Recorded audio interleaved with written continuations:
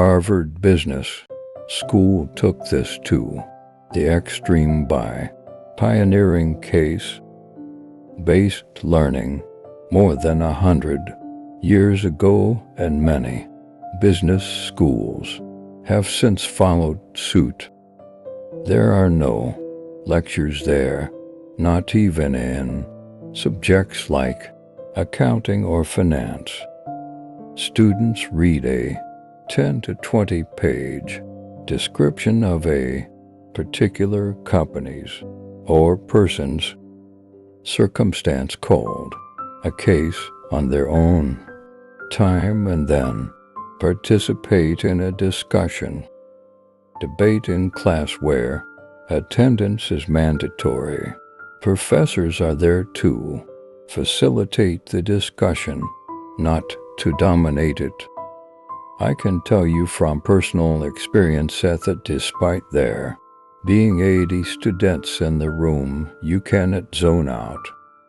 Your brain is actively processing what your peers are saying while you try to come to your own conclusions so that you can contribute during the entire 80-minute session. The time goes by faster than you want it to. Students are more engaged than in any traditional classroom I've ever been a part of.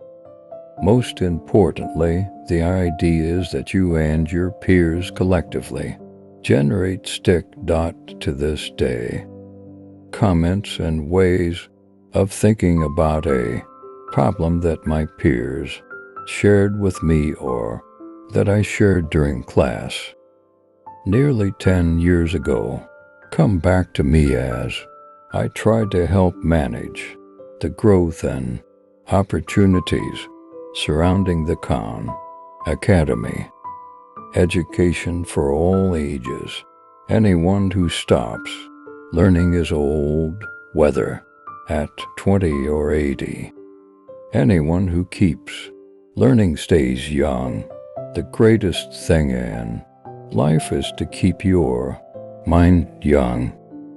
Henry Ford. It is utterly false and cruelly arbitrary to put all the play and learning into childhood, all the work into middle age, and all the regrets into old age. Margaret Mead. Even as our world is being daily transformed by breathtaking innovations in science and technology, many people continue to imagine that math and science are mostly a matter of memorizing formulas to get the right answer. Even engineering, which is in fact the process of creating something from scratch or putting things together in novel and non-self-evident ways, is perplexingly viewed as a mechanical or rote subject. This viewpoint, frankly, could only be held by people who never truly learned math or science, who are stubbornly installed on one city off the so-called culture divide. The truth is that anything significant that happens in math, science, or engineering is the result of heightened intuition and creativity. This is art by another name, and it's something that tests are not very good at identifying or measuring. The skills and knowledge that tests can measure are merely warm-up exercises.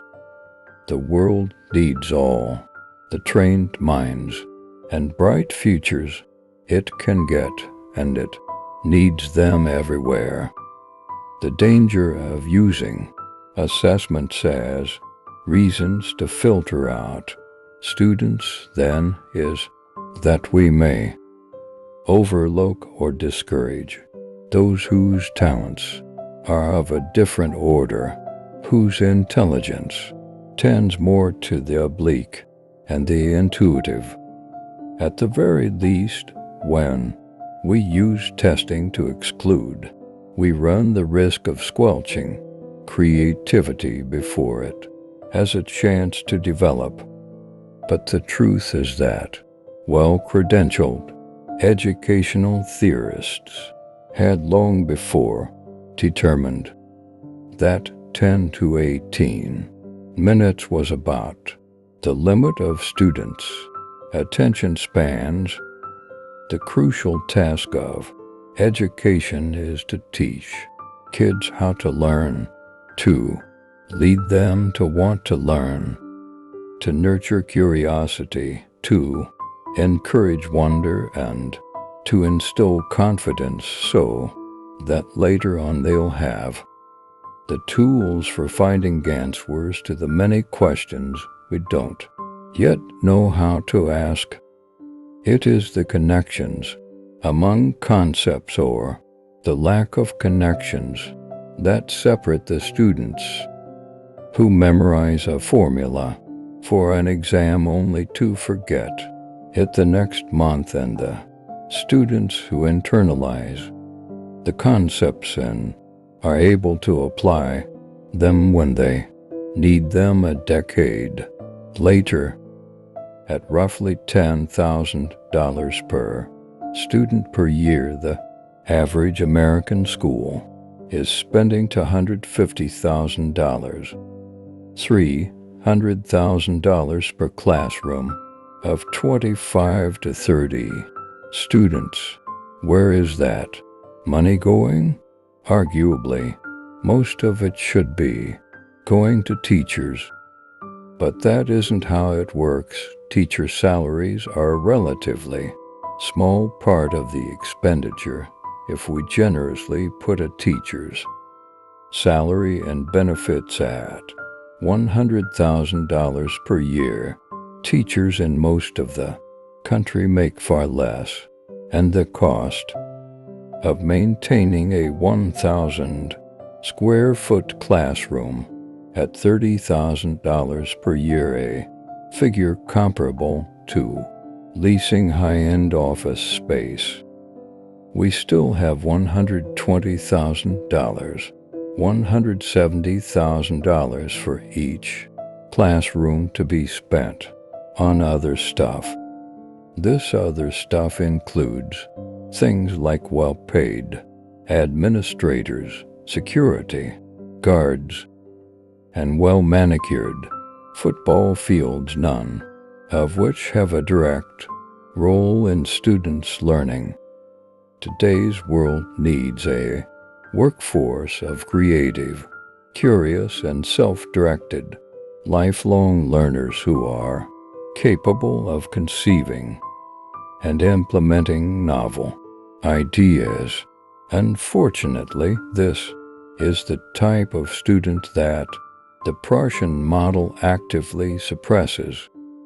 This failure to relate classroom topics to their eventual application in the real world is one of the central shortcomings of our broken classroom model, and is a direct consequence of our habit of rushing through conceptual modules and pronouncing them finished, when in fact only a very shallow level of functional understanding has been reached.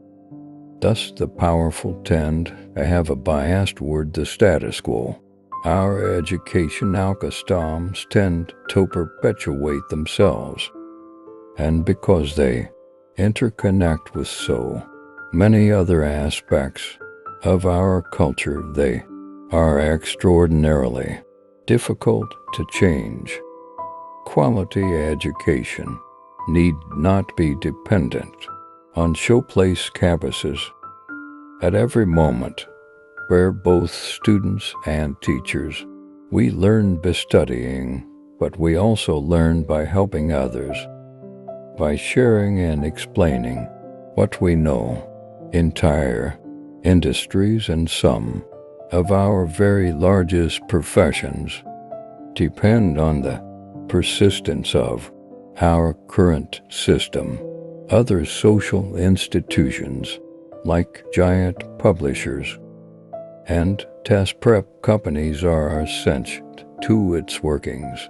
A certain teaching method implies certain goals and certain tests.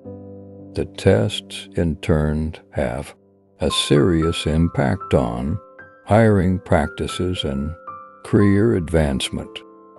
Human nature being what it is, those who prosper under a given system tend to become supporters of that system. Thus, the powerful tend to have a bias toward the status quo. Our educational customs tend to perpetuate themselves, and because they interconnect with so many other aspects of our culture, they are extraordinarily difficult to change. There are perks attached to it, Salman's name, that I can use and raise money. But I think being human will be a lot bigger than Salman. The problem is that as the pace of change accelerates all around us, the ability to learn new things may be the most important skill of all. Thank you for watching my YouTube channel.